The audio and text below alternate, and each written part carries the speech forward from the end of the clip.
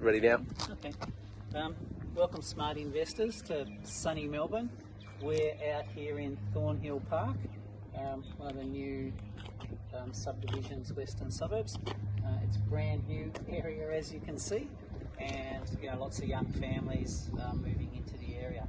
We're looking at a high physical support house today, and we're also going to touch on why NDIS properties are the best investments anywhere in the world. All right, so we can touch on that: safety, security, huge incomes, very good karma, because you're helping people live a lot better quality of life, live a lot longer in some cases, and get properly looked after.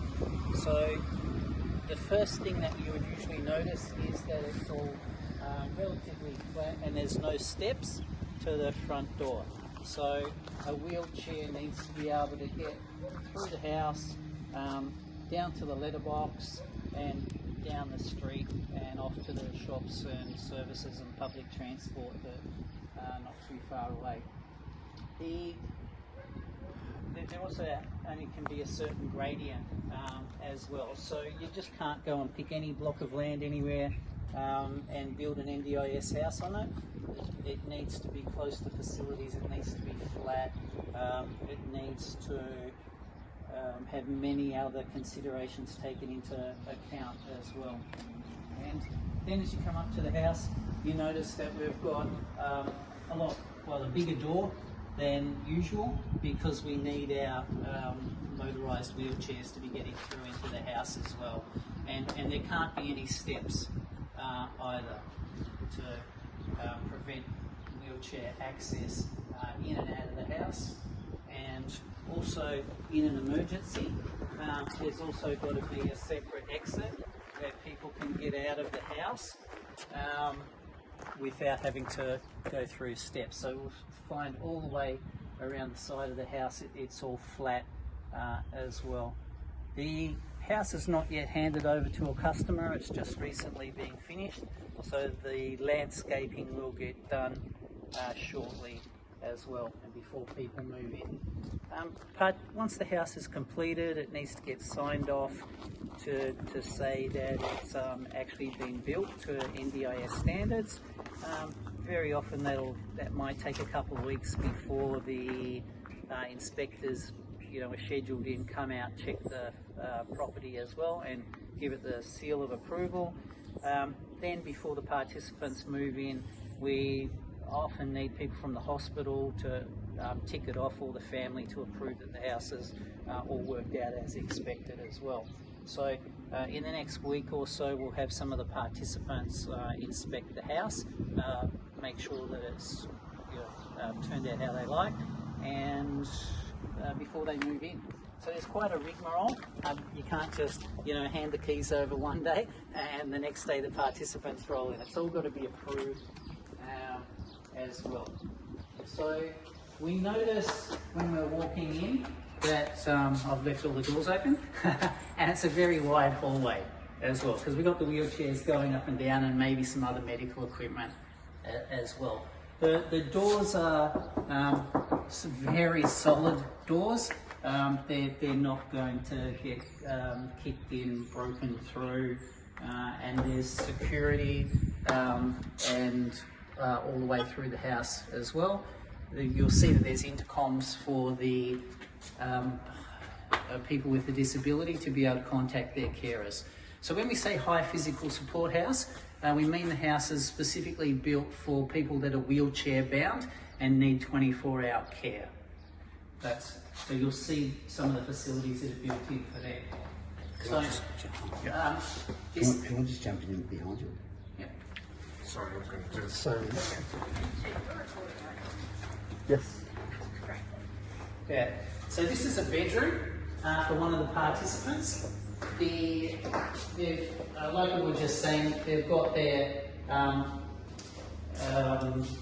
intercom to be dealing with the carers, because the carers, people is requiring the 24-hour care, the carer's going to stay in their own bedroom here as well. You notice all the switches are giant size, a lot easier for people with a disability to be touching all the switches on and off. and there's electrical points everywhere. So you've got things for their TV, of course, but there may be medical equipment that they require 24 hours a day, so you've got plenty of switches. Each room's got its own heating and air conditioning. Above the doors, you notice the power points, because some people may not be able to open doors. We might need automatic door openers and closers to get the doors open for them. So there's a provision for the door opening, door closing. You see so many power points through the place, and that would be to have automated blinds as well, going up and down, because a lot of people won't be able to, pull up blinds themselves. They may need to be just pressing a button, and for those things to happen. And in some of the fully automated places, it would be voice activation as well. Of course, they've all got their individual storage, and usually when the house is rented out, all the common things that people would share in a house are provided by our investors. Everything from toasters, microwaves, washing machines, etc. would usually be supplied. But anything that's going to be in their bedroom, the participant living here, that's what they would usually supply themselves. We're saying the NDIS houses are the best investments in the world. There's many reasons for that. One, it's property. Property in Australia is doubling every 7 to 10 years, always has since Federation, and ain't slowing down anytime soon. So that's nice and safe. The investors are getting 20-year leases from a lot of the providers, because the providers know that once a participant moves in, they're going to be here for a very long time, if not life. Even if you have an 18-year-old that's fallen off his motorbike and requires care, he can be here till he's 120, and you're still going to get paid the NDIS rent these days, indexed to inflation every year. And when you're looking at the rent, this house here these days completed 1.1, 1.2 million for a completed house. It's a little bit less if you get it built through us. And each of these rooms is renting out for about $104,000 a year from the government. So 2 of these people in a house, $210,000 a year nearly, 20% returns. Where else can you get 20% returns, 20-year leases? The income is in legislation with the Australian government, so it's not going down anytime soon, it's only going up. And that will also tell you, because of the huge rent that is getting paid, that there must be quite a significant demand, always significant. Supply and demand tells us how much rent we're going to pay. You don't see that the house is being reinforced to have the ability to put hoists and joists to lift people out of their wheelchair, put them into the bed, lift them out of their wheelchair, get them onto the toilet, get them off again, and give them a bath, because not everybody needs hoists or joists, but the facility's there for that to be installed should that person need it. And also another reason for the power plugs to have the electric power hoists to be able to move around. Then of course you've got a fully compatible disabled bathroom. So it's a lot bigger, a lot more open. There's a lot more fixtures and fittings in an NDIS house as well, which also gives you some tax deductions, because you're going to need it with the huge income that's coming in. So most of our customers are happy with even one participant, but we would certainly be expecting 2, and that's what's been arranged. So there's over $200,000 a year coming into a normal NDIS house like this, which can replace your income in one go, can set yourself up for retirement. Most people are happy to live 20 years in retirement. There's 20-year leases, there's 20 years in legislation. So retirement's all ticked off. A couple $100,000 a year, less of course your taxes and some basic expenses. Is going to pay school fees to the best schools in Australia. So there's, your children's education all ticked off. If you want the latest, safest cars, that's going to pay for your latest, safest transportation as well. And any of your dreams, goals, etc. can very often be achieved with an NDIS house. Nice, safe, stable investment in the right area, from the right people, with the right backup, because obviously we need participants and everything that goes with that. You notice the bathroom, that there's plenty of room. You've got to have a carer in here. You're looking after them as well. These people are typically not capable of looking after themselves, showering. They all have their own private area too. When I say all of them, there's 2 of them, and these bedrooms are a mirror image of each other, so the people can come out here anytime they like, get a bit of fresh air, move around the house, and it's also part of the fire plan, which every house needs, to be able to get people quickly out of the house and out the front should fire break out. Some of the houses, that little area is divided, so people can have their own private outdoor area, but that depends on the participants and how they get along. The white hallways, then we've got the garage, and the garage, there's no step as well. You can't have any steps through the place at all. It's quite well designed. We've even got storage in the garage. A lot of people's garages are a giant mess, but there's plenty of storage in here. The battery backup will usually go in here in the garage, and that's all set up with PowerPoints and things like that. So that'll be coming in shortly before handover as well, and a whole lot more storage facilities too.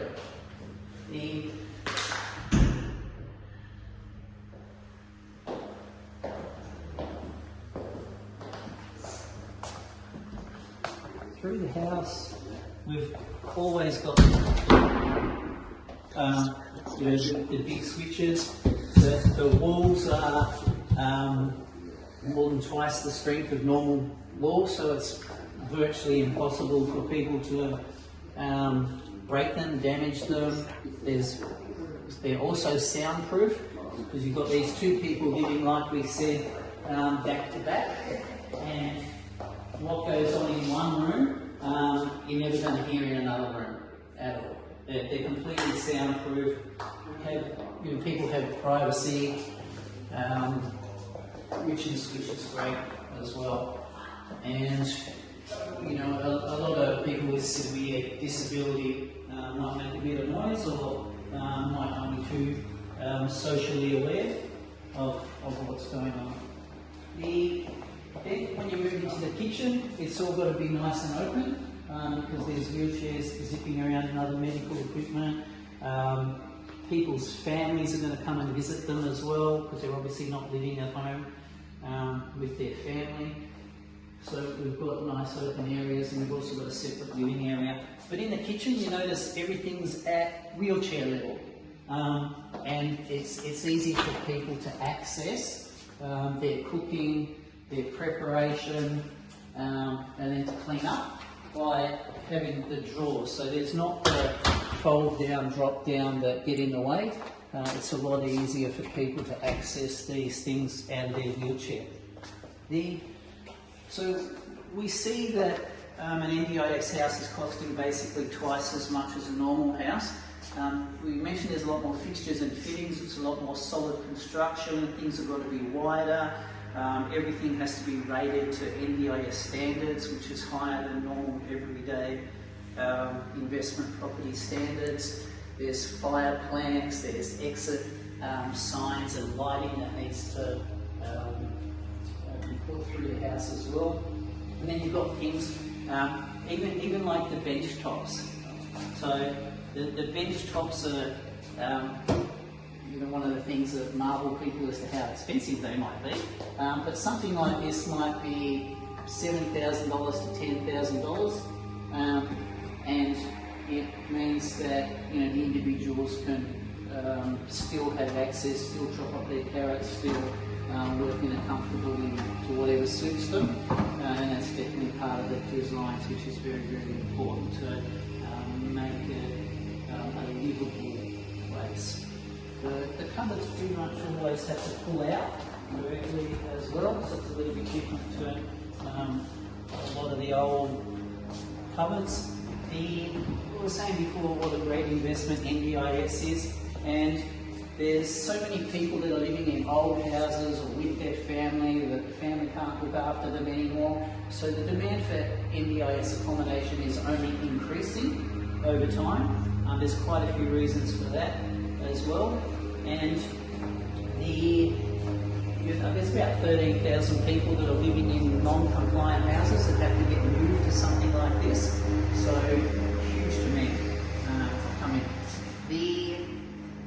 If I shut that front door or back door, you wouldn't be able to hear anything because the glass is also a toughened sort of a glass too.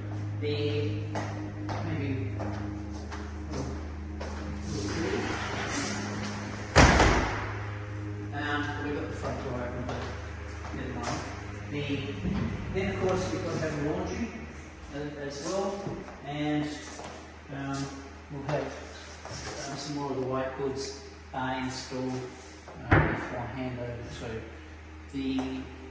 so it's everything they need in one place, they don't need to go out. Then they've got to have a carer looking after them in most cases, and so the carer's got their own bedroom so that they can stay here 24 hours a day. The intercom from the participants comes to the carer, and people do overnight shifts. So working in NDIS is also a wonderful job for a lot of people. With the different around-the-clock work that they can do, they can make significant money as a carer. This is like a second living room, a study. Sometimes people have friends, family come over and they want to sit somewhere private but not be taking people into their bedroom all the time with all their personal things. So it's another area where one participant can be separate to the other participant.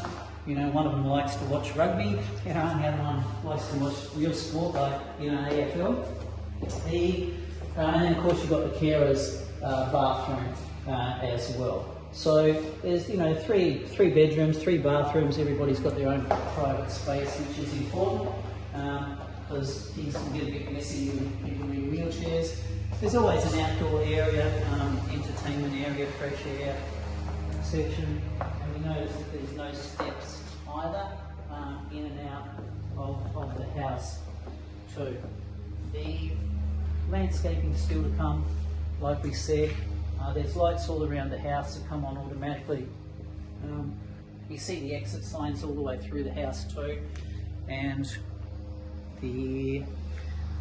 everything's flat, so they can move around quite easily through the house. That's probably the main things, or a quick overview of it. Nice and open. A lot of the participants that move in together actually know each other because they're in the same community, they're going to the same activities, and it's really good for them if they move in with one of their friends too, so we see that happen quite a bit.